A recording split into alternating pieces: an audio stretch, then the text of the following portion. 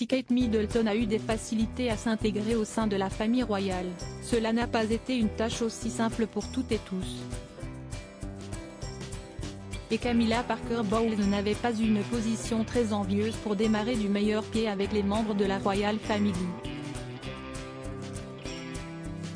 Maîtresse de Charles III pendant de nombreuses années, le passage à compagne officielle puis épouse a pris du temps.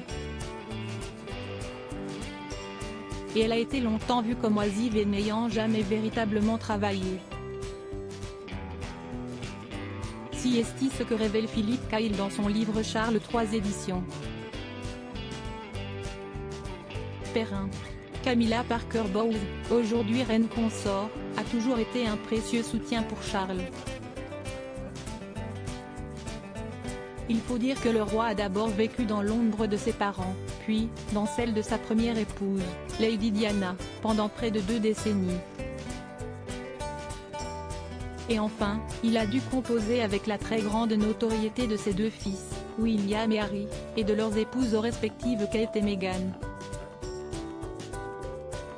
Si elle a désormais un rôle central au sein de la famille royale, cela n'a néanmoins pas toujours été le cas. Auparavant, on la disait oisive, n'ayant jamais véritablement travaillé, écrit l'auteur. Alors quand à l'âge de 58 ans la duchesse de Cornouailles rejoignit la famille royale, on imaginait qu'elle ne se métamorphoserait pas soudainement en bourreau de travail.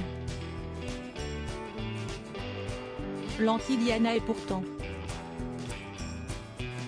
Peu à peu Camilla a développé ses activités caritatives et y a montré un vif intérêt, choisissant de s'impliquer dans des causes aussi variées que les enfants vulnérables, les sans-abri, les personnes âgées, l'alphabétisation, les arts ou l'horticulture, rapporte l'ouvrage.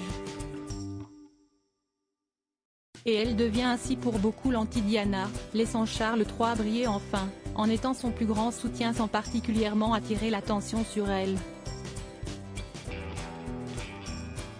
Un avis, celui de Ben Elliott, le neveu de la reine consort, qu'Élisabeth II devait probablement partager à la fin, comme le rappelle l'auteur.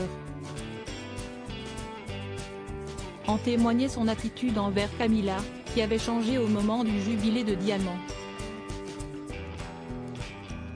Dans les dernières années de sa vie, la souveraine avait une excellente relation avec sa bru, les 2 femmes se parlant régulièrement au téléphone, peut-on lire.